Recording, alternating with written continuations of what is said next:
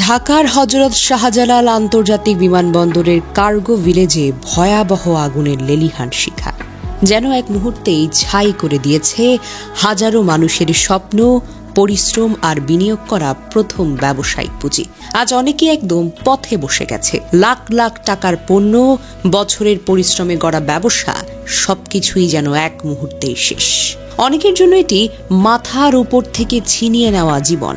Cargo village যে জায়গাটি দেশের সবচেয়ে সুরক্ষিত স্থানের একটি, সেখানে প্রবেশ করতে হয় একাধিক নিরাপত্তা স্তর পেরিয়ে।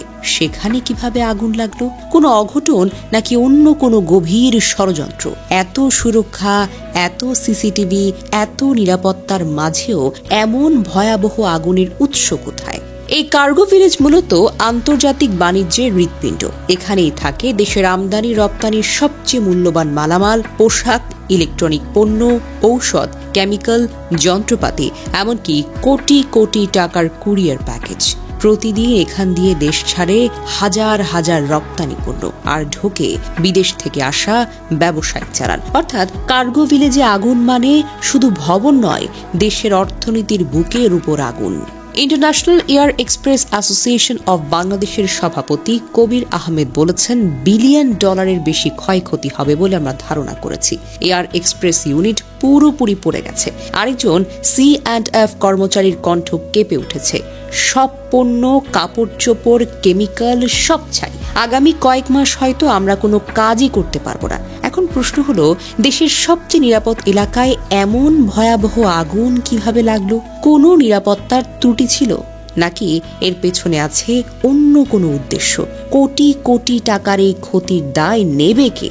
যাদের ঘরে আজ কোনো খাবার নেই, ব্যবসা শেষ, তাদের পাশে কে দাঁড়াবে?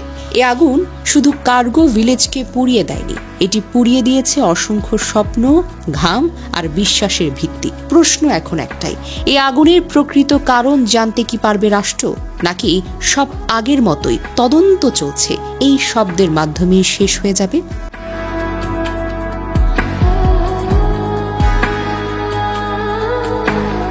জানা যায়, দুপুর 2:30 দিকে গেট নম্বর 8 কাছে আগুন শুরু হয়, যা দ্রুত ছড়িয়ে পড়ে আমদানি করা পণ্যসমূহের স্টোরেজ এলাকায়। ফলে সমস্ত ফ্লাইট অপারেশন স্থগিত করা হয়েছে। আকাশপথ বন্ধ হয়ে গেছে। ধোঁয়ায় কালো মেঘ ছড়িয়ে পড়েছে চারিদিকে, যা দূর থেকেও দেখা যাচ্ছে। এই ঘটনায় কোনো প্রাণহানির খবর না থাকলেও ভয়ঙ্করভাবে 25 জন আনসার সদস্য আহত হয়েছেন, যারা আগুন নেভানোর চেষ্টায় জড়িত ছিলেন। কার্গো ভিলেজের পুরো এলাকা ধ্বংস হয়ে গেছে, যেখানে কাপড় চোপড়, কেমিক্যাল, ঔষধ এবং অন্যান্য মূল্যবান পণ্য পরে পুরোপুরি ছাই হয়ে গেছে, যার অর্থনৈতিক ক্ষয়ক্ষতি $বিলিয়ন বেশিও হতে পারে।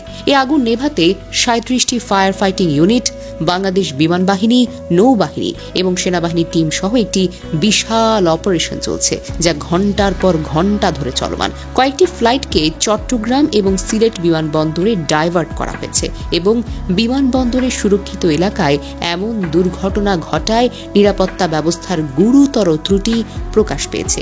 এই ভয়ঙ্কর পরিস্থিতিতে ব্যবসায়ীদের লাখ লাখ টাকার পণ্য নষ্ট হয়েছে, অনেকের জীবিকা বিপন্ন এবং দেশের এক্সপোর্ট ইম্পোর্ট সেক্টরে দীর্ঘমেয়াদী এর প্রভাব পড়তে পারে, যা সত্যি হৃদয় বিদারক। এদিকে আগুনের কারণে বিমানবন্দরে সব ধরনের বিমান ওঠানামা এখন বন্ধ রয়েছে। এরই মধ্যে ঢাকাগামী 8টি ফ্লাইট চট্টগ্রাম শাহ আমানত বিমানবন্দর, একটি সিলেটের ওসমানী আন্তর্জাতিক বিমানবন্দরে অবতরণ করেছে।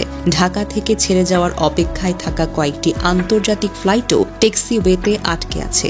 এখন পর্যন্ত ফ্লাইট রেডারে শাহজালাল বিমানবন্দরে বন্ধ দেখাচ্ছে বিমান চলাচল। তবে বিমানবন্দর কর্তৃপক্ষ জানিয়েছে, যাত্রীদের নিরাপত্তাকে সর্বোচ্চ গুরুত্ব দেওয়া হচ্ছে। কার্গো ভিলেজ এলাকার আগুন পুরোপুরি নিয়ন্ত্রণে আসার পর স্বাভাবিক ফ্লাইট চলাচল পুনরায় শুরু হবে।